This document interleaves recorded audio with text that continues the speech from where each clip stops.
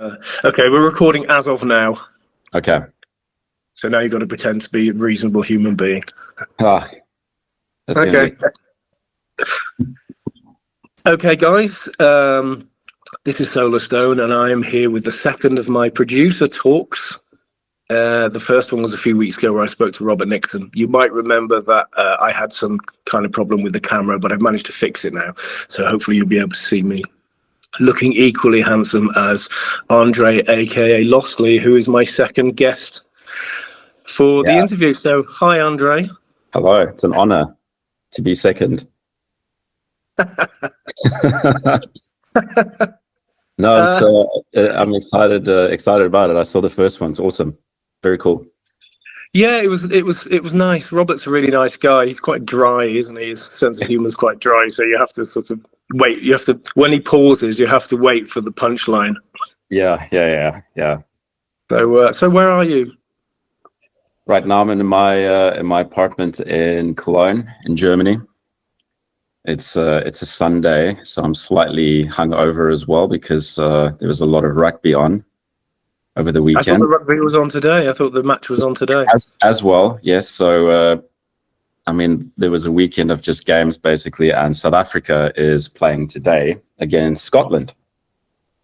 Well, I know that because I'm actually in Johannesburg, as you know, at the moment. I did a show here last night, and I'm staying in this place. It's kind of like a casino.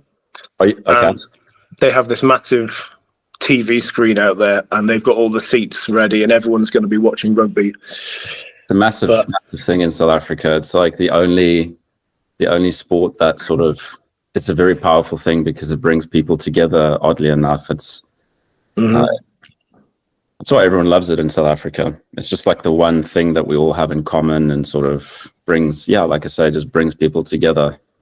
Was the rugby an important thing in your house when you were a kid? Oh yeah, I think for most South Africans, actually, you know, when it was 1995. This was just like after apartheid times, essentially. And Nelson Mandela became president. He put a lot of emphasis on making rugby a big thing and being there for rugby because it was always kind of like a pretty dominated sport for a certain type of people in South Africa. And what do you mean? So I mean, it was predominantly white people that, you know, watched rugby. It was that was the thing. Really? That's strange. Yeah, it was the white man's sport. Yeah, and there was always a separation, you know. And he just wanted to stop that basically, and he got into rugby. He learned how he basically got to know all of the rugby players. He was there at the games, and when we won the World Cup in 1995 against New Zealand, it was a huge thing for all of us because all of a sudden it was the new South African flags, not the old one. Yeah. You know, you had this amazing president on the field with a white rugby captain, and they were both holding the World Cup, and it was just a beautiful moment for us. And ever since then, rugby became a very, very important thing for all South Africans, basically. So it runs quite deep. It's not just like a sport, you know. Apartheid, is that the South African word for separation? Yeah, exactly. So that was something that I grew up with, like a little bit, of course. But even after apartheid, it continued, not like officially, but it was always, you felt it, you know. Apartheid, it must have been a crazy place to grow up. I mean, we used to see it when I was a kid. We used to see all this stuff on the news, and I can't imagine what it must have been like growing up there, you know, as like a young white kid and having to deal with all of this. I mean, it must have been insane, you know, having to. How do you find your place in that? You know, I mean, at your school, when you were in school, was it a mixed school, or was it? It was just white kids. It was white only. I think the first time I had like a mix was probably in high school. You know, when I was I would say about, I don't know, 16, I think it was. And wow. No, it was sad. It was very tough to understand, right? Because when you're young, you grow up, and you also, you know, there are other black kids that you play with, you know, like that you grow up with and stuff, and then there's always a sort of a separation. And it's really awful. God. Yeah, it's just like, why can't I be with them? Why can't they be with me? I'm enjoying their company. It's quite nice. And quite nice. Yeah, so yeah, It's you know what I mean? nice. Like, you know, like, yeah, those black kids are quite like, nice. Yeah. So how did music? So was there like a musical separation as well? Then I mean, was it like the white kids were into a certain kind of music and the black kids were into something else? Or is that a naive question from somebody who grew up in Wales? No, it's still the same. Even like this is a very interesting question actually, because so trance and techno and these types of electronic music genres were very much for a certain type of people, more for white people, of course, and in the townships and everything in South Africa. Isn't that strange? Because people like Derek May and the people who started house music were all black.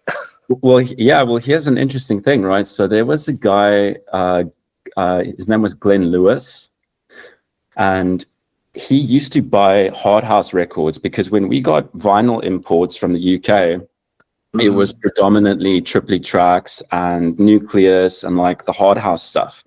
And the DJs in the townships, they also really wanted to spin and, you know, make music and stuff. But the only type of music they could get access to was all of this hard house stuff that was being imported.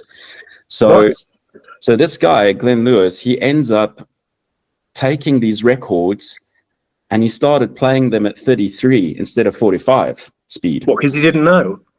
No, just because he didn't like the pace. It wasn't what the townships wanted. They wanted more groove. Right. That's interesting. Wow, really? So it was sort of like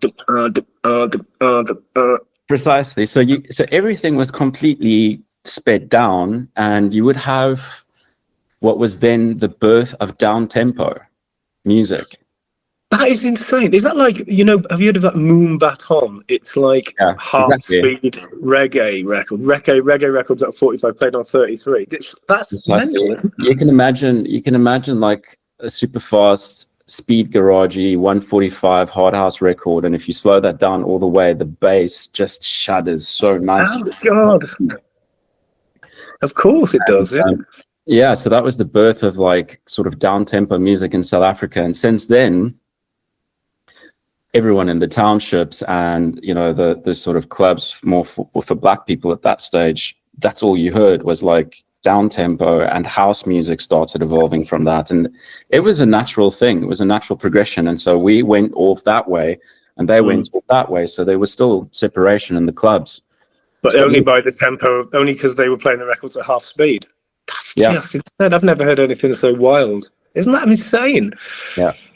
Yeah, it's amazing, man. It's a beautiful thing. Like, and that's to me what so many South Africans are about. They grew up in a very hard way and they learned how to make it their own, and something beautiful came out of it at the end. There was a record by Ian Wilkie, By My Side. No, Myro, By Your Side, I think it was called. And there was an Ian Wilkie mix, and years ago, and I played it at 33 instead of 45. And it was a breakbeat record, but it turned it into something else. And I sampled the drums off it, and I used it as in the original version of You Write the Rules by Young Parisians.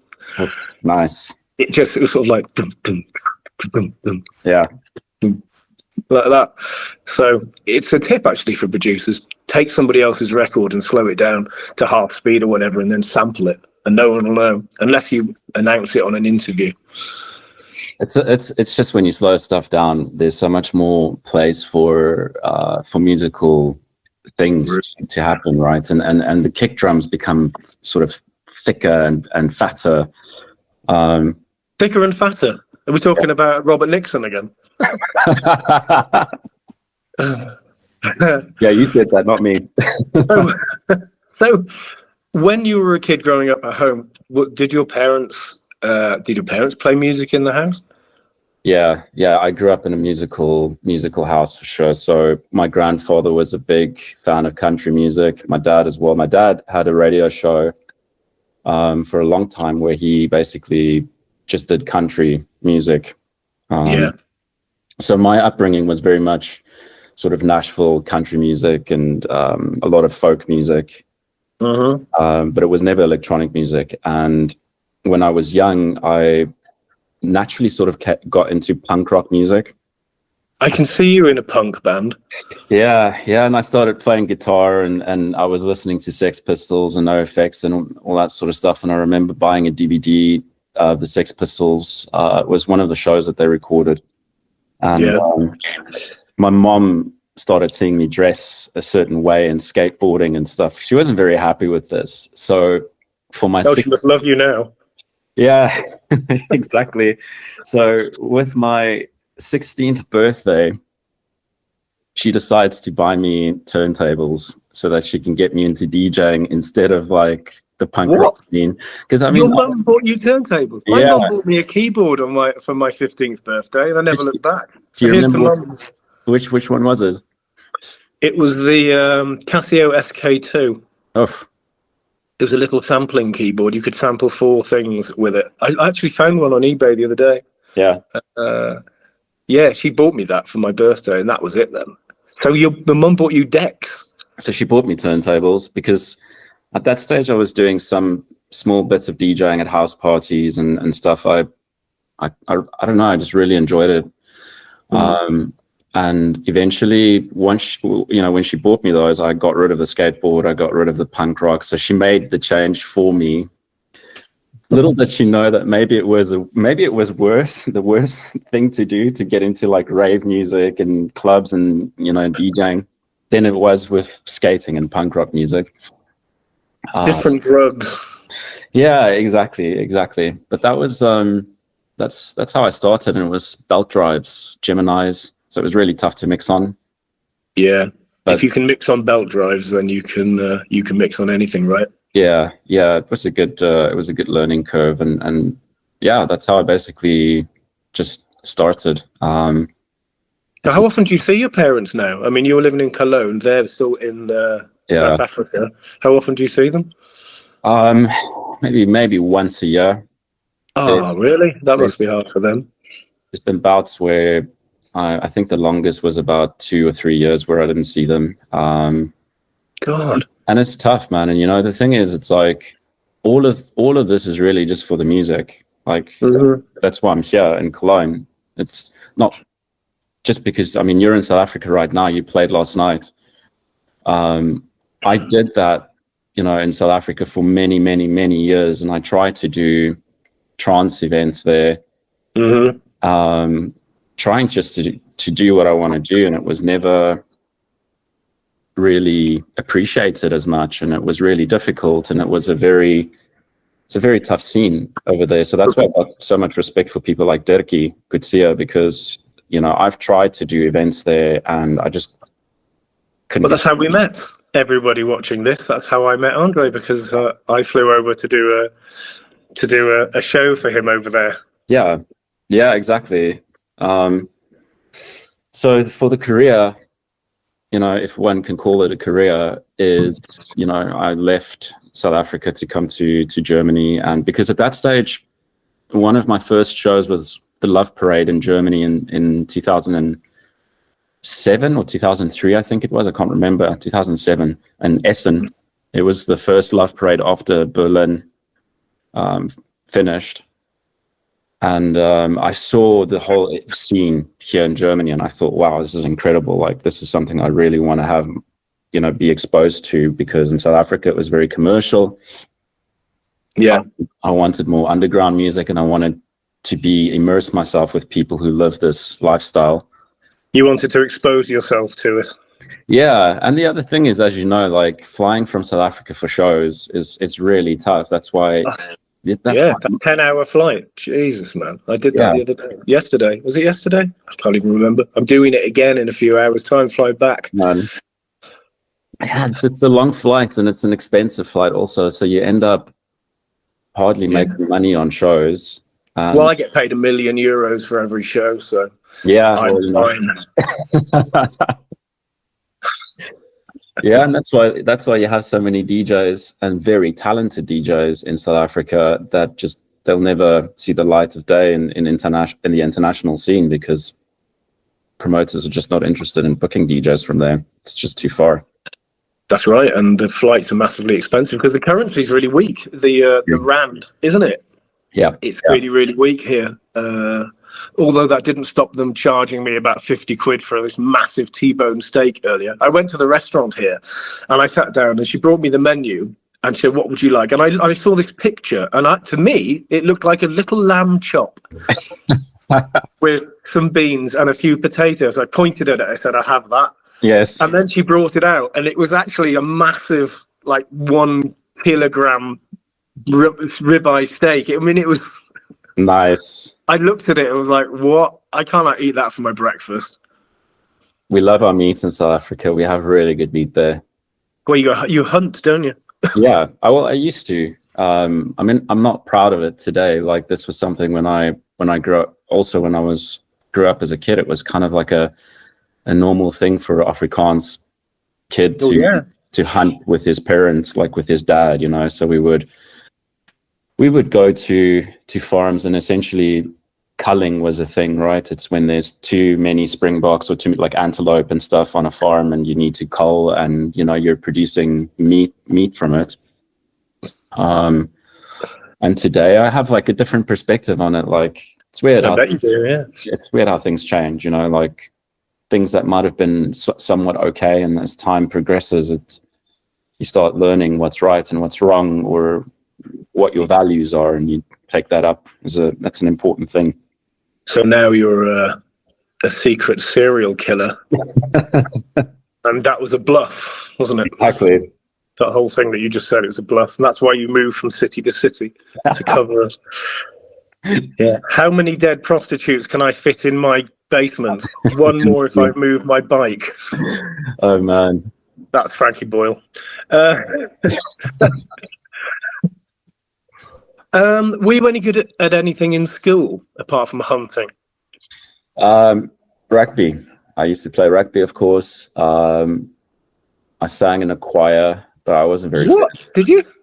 Yeah, I went to this school. It was a boys' school. It's quite a prolific school in the middle of South Africa in the Free State. It's Free State is a bit of a desolate area. It's like a lot of farmlands and not much going on there. And the school I went to, you had to do a sport in summer, you had to do a sport in winter. You needed some type of activity that you do as well. So if it's singing in a choir or playing chess or something, or doing some arts and culture stuff or whatever, but you had to do those. So rugby and cricket for me, and then choir. But generally speaking, I wasn't very interested in school. Like I didn't like learning and studying and stuff wasn't really for me. I always had an idea of hunting on your mind. I was I don't know, like towards the end of school already, I knew I wanted to DJ. I had the dream already. I wanted to do music. Yeah, how's that working out for you? Yeah, well, actually, you know, the DJing thing, but the fact is I'm still in the music industry working, right? So do you know what? Being able to make music and do something you love and get paid for it and make a living, that is basically it, isn't it? If you can do that. But you're, apart from being one of my favorite producers and a very, very exciting DJ to watch, especially when you do that headbanging thing, you work for Plug-in Alliance, don't you? Yeah, exactly. So Plug-in Alliance, Native Instruments, Brainworks. For anybody who's not a nerd who's watching this is one of the companies who make virtual instruments and effects and stuff that you use when you're producing music on your computer. Yeah, and stuff like Tractor, you know, DJing software and pianos, and like in terms of, you know, MIDI controlled pianos. And I'm very lucky, like when I got to Germany, which is now 9 years ago. Is it really 9 years ago since you moved there? Yeah, it's insane, man. It's really, really crazy. And I'm still with the same company, right? I'm still with them, doing marketing for them. So every day I get to work with music, and I sort of see this as like a future almost for many musicians. It's so difficult to make a living just playing music. Yeah, of course. Not playing music, selling it. Or selling it, you know, like that is almost not heard of these days. Like, it's really, really tough. And but what I do see as a future for many musicians is being able to be in some kind of industry, in the music industry still, and then do it on the side. It's because if you want to be successful in the electronic music industry, you have to do lots of things, don't you? Like, for me, I produce music, I run the record labels, I DJ, I have a publishing company, I do all of these things, and each one of them kind of puts a bit in the pot. Yeah. And then I go out and work as a prostitute at the weekend. Yeah, I mean, this is it. It's like you have to do so many. There's so many different angles to it, and it's just. I just feel, for me, and I know for Robert as well, and many of my other producer friends, you feel the same way about it. Like same with social media. Not really the most socially active people on social media, and I think most musicians who are really true artists in whatever shape or form, they tend not to want to be exposed or want to do this whole. Isn't it funny, that thing? But you know what you were saying about, just being able to make music and make a living from it. I mean, this isn't anything new. When I first got into the music business, when I was in my early 20s, I was in a band. You had bands who were in the charts, and then nobody else made any money. This isn't a new thing. The difference is now is that because it's so much easier for people to make music, there's this kind of thing of I can make music, so I want to make a living from it, because the numbers are so much bigger. But it's always been the same. It's just like footballers, isn't it? There's a small number of footballers who play for a professional team and make money, and then you've got the vast majority who don't get paid, who just love football and they play it for pleasure and they watch it for pleasure. So it's not really any different to how it used to be. It's just you're able to compare yourself more now. Somebody said to me the other day, it was Melissa, Ben Lost? Yes. His wife, she said to me, comparison is the thief of joy. Oh, yeah. It's one of the main, it's totally, it's one of the main reasons why I try not to follow. We just don't look at it. You just, if you need to do a post, log in, do the post, but don't, for the love of God, look at anybody else's posts. Because if you do that, you'll just sit there thinking, I might as well quit. Because nobody, you'll see DJs and they'll post like, oh, I'm playing such and such tonight, it's going to be wicked. Then you don't hear anything else about it, and that's because the gig was shit. Sure. And there was hardly anyone there, so they didn't take any photos. Yeah. So it's only the I wouldn't even say the positive stuff. It's just not real, is it? No, and it's just, it's the same with even with listening to music. I tend not to listen to, and I know this might sound very weird and stuff, but I try not to listen to other artists' music either, unless it's in a completely different genre. I know exactly what you mean. Yeah, I listen to it when I listen to the tracks for the radio show. I listen to what everybody's doing, but the rest of the time I don't. I listen to like Six Music or classical music or whatever. You just don't, because it must be hard with your job, because you're exposed to it all day long, making sounds. Yeah, your day is it's intense, man, isn't it? It's the same for you though with the radio shows, I'm sure. And I think the important thing is that, and this is actually such a weird thing. It's the same with like voting for music, and like there's such a competition around the whole industry. And many of us complain about the fact that it always feels like a competition, but then it's also the same people that causes or that creates this competition. Like voting to me in music is who's voting? We're not talking about the DJ mag poll. We don't talk about that anymore. Yeah, DJ mag poll, or a state of trance voting, or whatever it is. I feel like music is an art form, right? So how do you vote for art? How does that work? For me, at least, that's my opinion. It's like vote with your wallet. If you think something is good, go and buy it. There you go. You voted for them. But just saying, I think this thing is great. Oh, mate, you made such an amazing track. I've listened to it 3 times on Spotify. I've supported you. Yeah. Yeah, rather do that, like, hey, like those are the things that means a lot. But yeah, anyways, it's a very not so nice scene anymore. Like I really do, and I know most of us will always say we miss the days, the old days, or whatever it is, but we all got to move on, and we all got to adapt, and we've got to continue thinking. Isn't it less about the scene and the music than about you, though? Personally, I mean, when people say, I don't really like trance. Trance isn't very good anymore. It's not that trance isn't very good. I think I had this conversation with Rob. It's like, it's not that trance isn't good anymore. It's that you've changed, you know? Yeah. It was better 20 years ago. No, it's because of 20 years ago, you were young. Absolutely. If you listen to trance nowadays, or electronic music in general, obviously it's way, way better. Like from a quality perspective, in terms of tonality, it's fantastic. More choice. But has it lost a lot of essence? To me, nowadays, trance is sounding a lot like many different songs put together in one song to try and make it a banging track, a number one type of track. It's like, here's a section, and I'm going to have the breakdown, and then in this breakdown, I'm just going to put some really arbitrary acid that just comes in from the middle of nowhere that I've processed 4 weeks ago, and it sounds amazing, and here it is. And then another type of drop. There's no sort of cohesiveness for me anymore. But your stuff is great. Yeah, I appreciate that, man. I mean, look, there's been many comments though. Like I've obviously read some comments, and I know I shouldn't do this, but you do. No, never read comments about yourself. I know. Never go on forums, man. You never do it, man. It's tough. I mean, and I had that with, even though the feedback on Find, obviously the new record on your label. Well, yeah, I was going to bring that up. Your remix of Find by Ridge Walkers originally came out in 2006. I played it last night.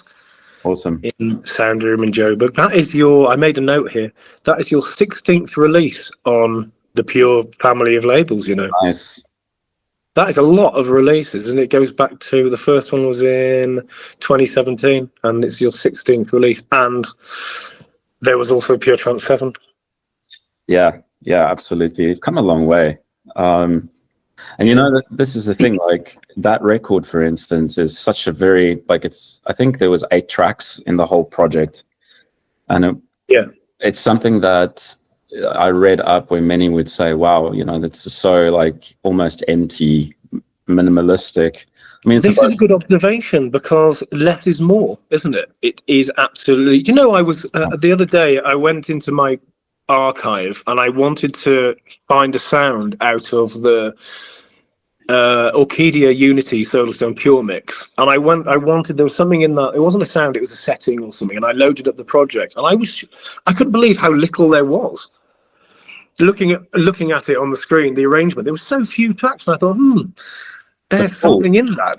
But full, right? It's something that I love with musicians in other genres. I'm just going to mention one, for instance. There's a guy, obviously you'll know, Paul Kalkbrenner, who's I think a really great, like an awesome producer, because he has the ability to have as little elements as possible, but yet his tracks can be 8 to 9 minutes long, and they still sound interesting. There's a really difficult thing in music, is when you're able to say something with as little as possible, instead of sitting there meticulously for months adding little flits. Yeah, you're right. It's the intricacy you can get intricacy from allowing sounds to develop rather than adding stuff on top all the time. But your stuff is very stripped. I mean, that Ridgewalker's Find remix you did, there's nothing in there really. There's just there's drums, there's a bass line, there's a riff, and there's the vocal, and it sounds really great. Yeah, I wanted it to just. So I mean, the other remixes that we know from that track, they're all fantastic remixes, and I wanted to do something different, something that I would use for my own sets, and I just wanted the vocal to shine. You know, you don't have to do that much with it. And funnily enough, I've had some producer friends who ask, hey, how did you get the mastering so loud, or like so? Because there's so little in the track. Yeah, it's because there's hardly anything in it. So you think it's because I think the reason why people add so much is because they haven't got confidence in their elements, you know. Yeah. They don't have confidence in that. They write a simple melody and then they think, well, that can't be any good because it was too easy. So they start making it more complicated. Then they send the demo to me and I listen to it and I go, it's just too complicated. I like this bit, but then why is it so complicated? All of our favorite pieces of music are dead simple, aren't they? I mean, my biggest tracks is dead simple. Yeah. It's a strong riff. That's all you need. It's a strong what? A strong riff, you know, a riff. A riff. A strong riff. A melody that carries the song. I think it was Bob Dylan. I think there was. No, it was Ridge Walker's. That said, song is I don't know. I can't remember how the quote went, but basically how he knew the songs were finished was if it was like a baby or something and it can start just walking by itself. As soon as a song can walk by itself, you know it's ready. You don't need an interesting one. I'm not sure what that means, but I'm going to look into that one. Yeah, no, it was an interesting one. It's like when you know a track is done is really when you feel like, okay, cool, it's strong enough to walk by itself. It's good. And I think if you get that moment, when you go, or you get goosebumps, if you're working on track and you have that moment where you get the goosebumps, then that's it. You don't need to add anything else then. It's tough to find those moments, eh? It's really tough to find those moments. I had a conversation in the club with a guy last night. We just got chatting. I never met him. He was an amateur producer, and he was talking to me about how he said he's got like 70 unfinished tracks because he never knows when anything's finished. Wow. And it was funny. I said, send me something to listen to, and he sent me these 2 links, and they were both parts of the same track. And the first one was this breakdown part, and it had this lovely chord progression, and it had this really lovely little thing that happened at the end of the chord progression, which was really unusual, and then this really simple melody, and I thought, oh, this guy's really good, you know. And then the second bit he sent me was the main part of the track, and it was just like so complicated. Yeah, it had all these crazy arpeggiators going off all over the place and all this stuff, and I was like, I couldn't marry the 2 things together. And he kind of had this lovely thing, which he clearly didn't have confidence in. And then he did all this other stuff, which he thought, and so I replied and I basically said that, you know, this is really great. What's all this? Yeah. You know, you need to have confidence in what you've done. If you don't have confidence in it, then you might as well not bother. No, it is important to have someone to spar off of, right? So yeah. I think one thing that musicians, we're all very insecure people, and we don't say that. I hate it when you put me down. And we very often you feel too weird to send someone a song to listen to and give you feedback. But I have that now in my life. Like, I'm super, super thankful for it. So I have, interestingly enough, music that I would write, I would send to Kai Trassard. Yeah, who's a good friend of mine, and we send each other stuff. His genre and the type of music he does is so far away from what I do, and it's the same for me. Mm-hmm. And you know, we send each other music, and it's always great just to get a bit of feedback. And then, you know, you feel. I don't have anyone like that, unfortunately. Well, you know, you can always send your music to me, man. Well, I did that, didn't I? When we were in Malta, I played you something from my new album. I never play people anything, and I just thought I would, and you really liked it, and that made me feel really good. That the breakbeat track that you played me. Don't tell them. It's honestly probably one of the best tracks you've ever done, in my opinion, because that to me was an extremely complicated song in terms of. Hang on, can I just get my cock out? It wasn't complicated, but in terms of the elements, but because it doesn't sound complicated, but when you know producing, like, there's a lot of intricacies in there, and you did such a fantastic job with this, man. So what's happening with that record? Is that's still I'm not prepared to discuss it. Okay. It's part of this new album, which I'm really close to finishing. Okay. And I've got one more track to do, and I've been working on it since 2021. So I've got the title, we've got the artwork, working on the artwork. The track's nearly finished. So, yeah. That's a tough Thanks for one. asking, but this is not an interview with me. This is an interview with you. So I'm going to go and look at I make a little list of questions here, just in case I can't think of. Oh yeah, one thing I wanted to ask you: have you noticed any hearing loss because of DJing and all the music? Because people say this to me, and I've noticed that they have, and I didn't think I had. But I was listening to a track on my headphones the other day, one of my own tracks, and I was thinking, why is there so much more top end in the right speaker? And I was thinking, how could I have done that? And then I thought, but I was going to get in touch with the mastering engineer. And then I realized I'm 52 years old. I've been doing this for 30 years. Of course, there's going to be a bit of loss somewhere. I just wish it was equal, you know. Yeah. Do you have any? Yeah. I mean, I've got the ringing. Do you? The tinnitus? Yeah. So I sleep with white noise in the back every night. So I've got like just white noise, and it's really, really tough for anyone who's in my room, you know, like my girlfriend or whatever. It's really difficult because there's just this noise, and she needs to sleep with like earplugs in. Why do you sleep with? What difference does that make? I know we put white noise on the little thing for our little baby to help him go to sleep. I just do it because then I don't have the ringing, you know. So when it's but you're asleep though.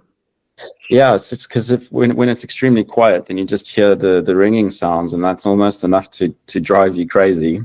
And so I would just like lull it out with white noise. And this really came from me not taking care of my ears when I was much younger. Before I got into the trance scene, I actually was a touring DJ under a different alias doing hard techno. Oh right, okay. So you destroyed your ears like that. So I destroyed my ears with shows. One in particular will completely stand out to this day, and it was in Hungary, in Budapest. And I knew when I got back to the hotel room that I had damaged them severely. Because you had the monitors on full blast, or the club. Yeah. You know, you're drinking, you're in the moment. The music was extremely aggressive. It was really strange times. And I just got home or to the hotel, and it was just like the next day. Normally the ringing stops, but it didn't. It continued for like a week, 2 weeks. Oh no! Until I got used to it, and you got to take care of them, man. Music has become so loud in venues, and you know, overall. Like, I always turn the monitors down when I'm DJing, man. I've gone on after people before, and they're so loud, and you're like, why? Yeah. You know, just I have it down. I turn it up a bit. I tend to if I'm doing a mix, I turn it up so I can listen to it, and then normally I turn it down a lot so I can hear the music in the club. You know? Yeah, it doesn't need to be that loud necessarily as well, right? It's like everyone's wearing sort of earplugs, and it's like, if we just turn everything down a bit, then we can actually go without it. We don't need it, but it is what it is. It's the Red Line Highway. That's it. That's where the title came from. Really? Talking of titles, one of your releases on Pure Trance was your collaboration Strandloper with Factor B. And am I right in thinking that Strandloper is Dutch for anal beads?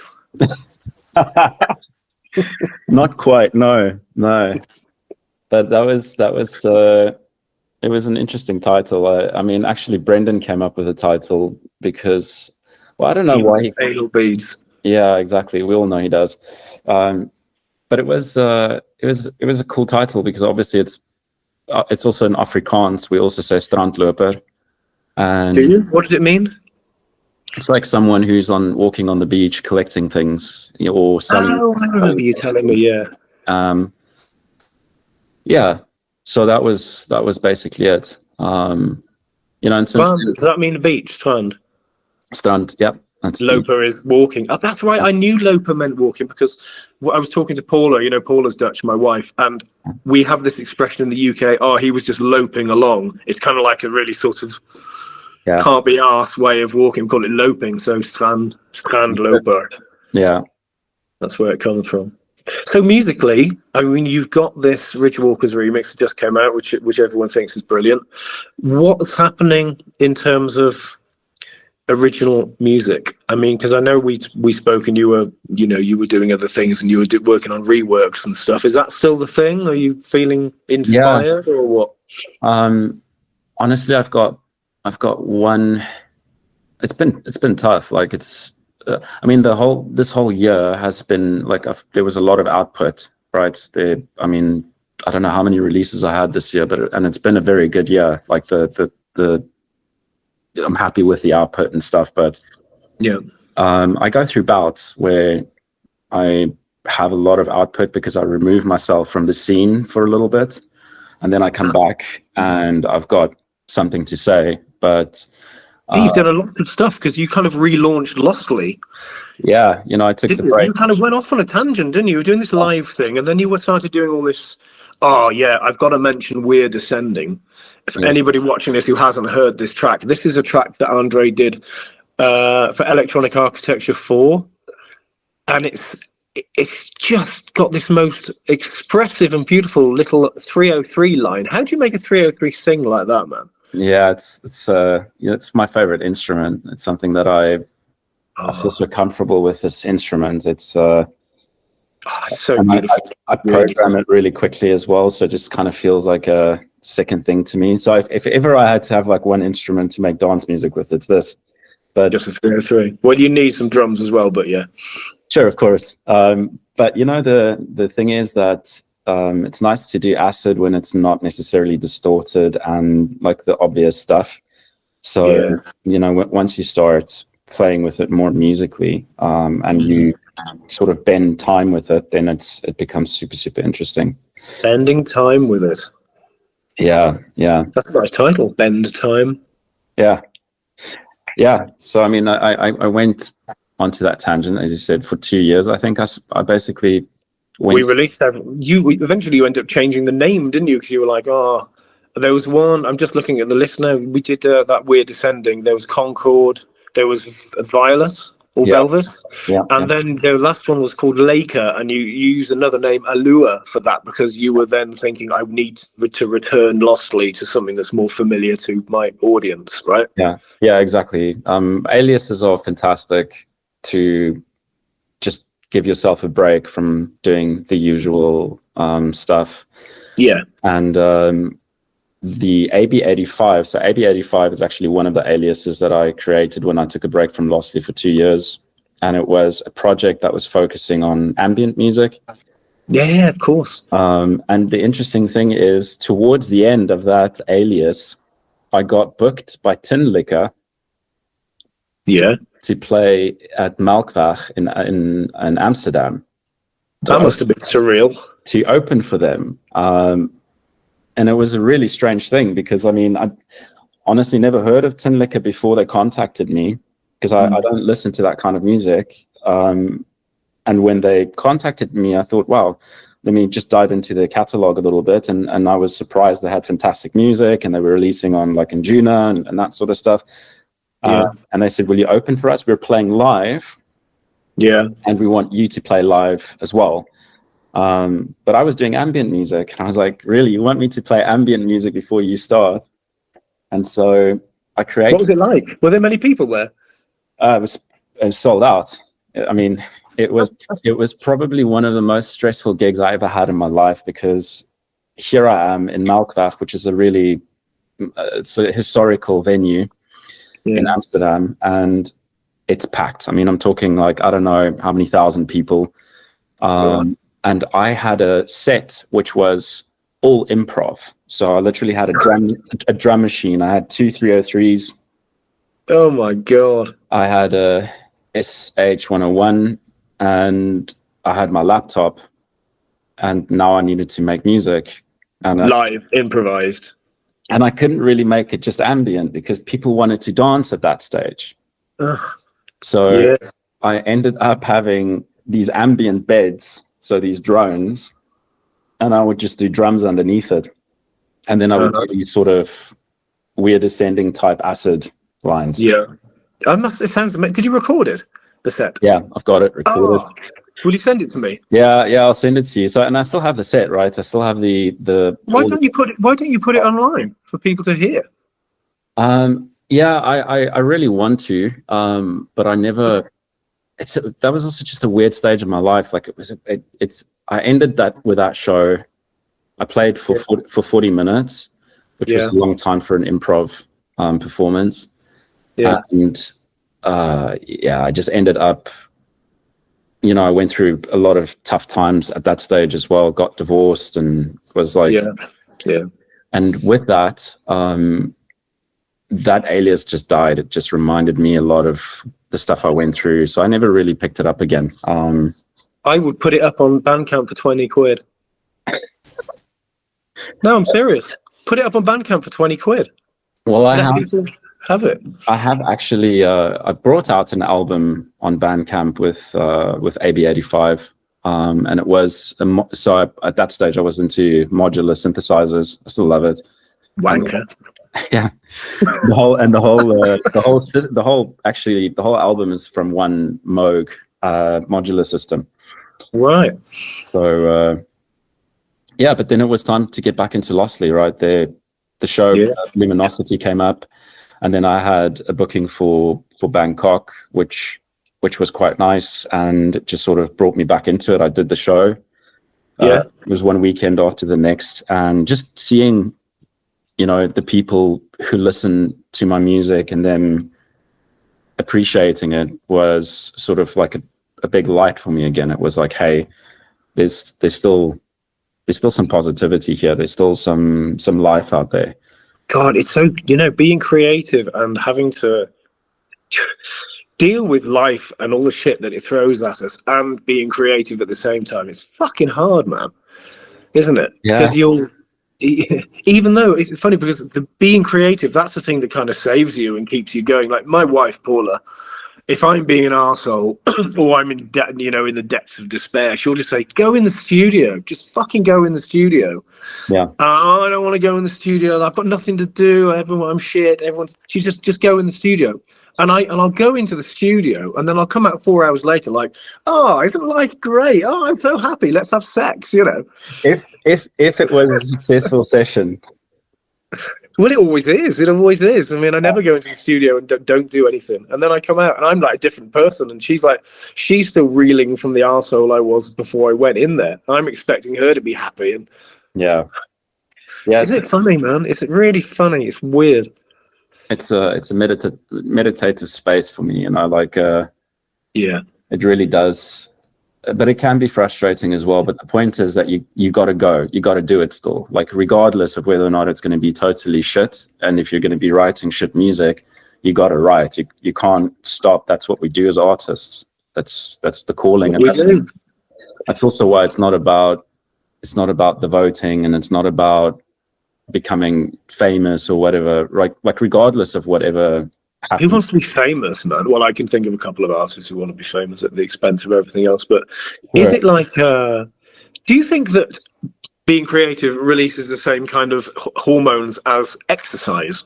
Because I get the same buzz from running or riding my bike as I do from making music in the studio. You're a big exercise person, aren't you? Yeah, I love the training. It was something that just happened for me as well.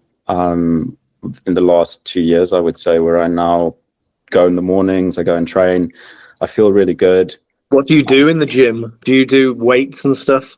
Just whatever it takes. Like, it could be anything, really. I do it for the mental, just to feel better. Do you listen to music when you're training? I do indeed. And do you listen to my radio show? I don't. I'm sorry. You should. A lot of people do.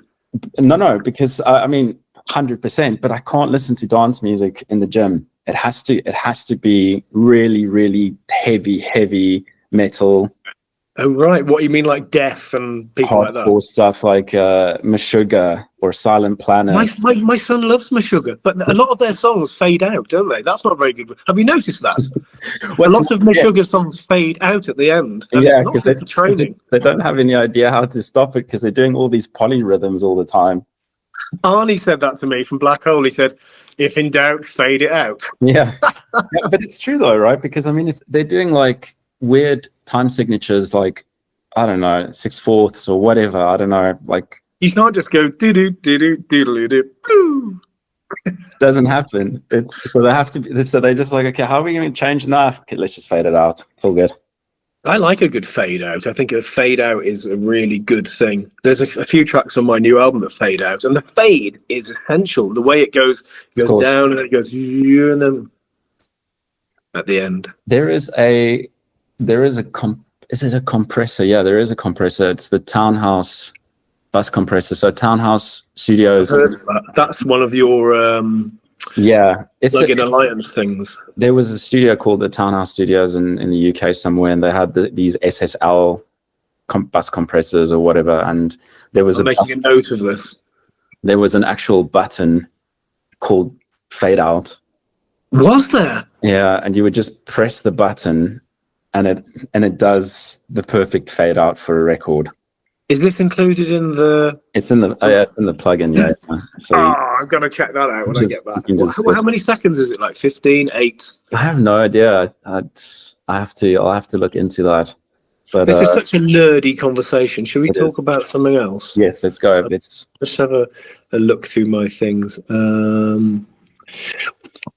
When did you realize that you had your own sound? Because you one of those artists who has, in fact, to be honest with you, I think all of my favorite artists, they have their own sound. Like, I was talking to Robert about this, and he has his own sound. Yeah. At what point did you realize that you had your own sound? Because you clearly do, as Lostly and as, well, I was going to say Allure. Yeah. The stuff you were doing before, that had a very, you tell that was you, and your Lostly stuff, you can always tell it's you. Yeah. At what point did you realize that you had that, and you have got any idea why? At the point in realizing, I don't know. That's a tough one to say, but I think a lot of why it's there is because I don't listen to other records from other musicians. I'm not influenced by others in that way. When I'm listening to music, it's going to be other genres and these sorts of things. I think if you would make electronic music and you don't listen to other electronic music producers in your genre, that's the best decision you could ever make. Yeah, because you're not. Yeah, it's a subconscious thing as well, that when you hear something, you're influenced by it, and you might be writing a melody that you think is an original melody, but it isn't. It never is. It's always something that's in the subconscious that you might have heard 20 years ago or whatever it is. Yeah. The biggest fundamental for me was always, like when I was young, was listening to Paul van Dyk, was growing up with the old Out There and Back sound, which was very much a very specific sound and time in my life. And I was like, yeah, this is what I relate to. I really like the sound. Yeah, it wasn't necessarily for me about, like, it's not about copying a sound, even though art is essentially copies of copies of copies. Imitation is the sincerest form of flattery. Yeah, it's some, you're always influenced by something. It's never really original. But it's so true. It's not, is it? But no. It's not all about that, is it? It's not. If you can get yourself tied up in knots, thinking, "Oh God, it's got to be something no one's ever done before," but it's music. It's not life and death for the people. It might be for us, but for the people who listen to it, it's not their whole life. It's part of their life, even though it is our whole life. Precisely. And I think originality really only stems from going the opposite way of what you think you should be doing, and experimenting with that. A happy accident of sort occurs where all of a sudden... That was my latest son. He was a happy accident. Beautiful accident. Beautiful act. Daddy's little surprise. That's what we call him. That's what I call him anyway. You don't have any kids, do you? No. Well, I just any interest? I don't. I mean, in the future, perhaps. Hang on. Is your girlfriend there? She's not. No. Okay. So I'm safe. No. But I don't know. Like right now, my life in Germany it's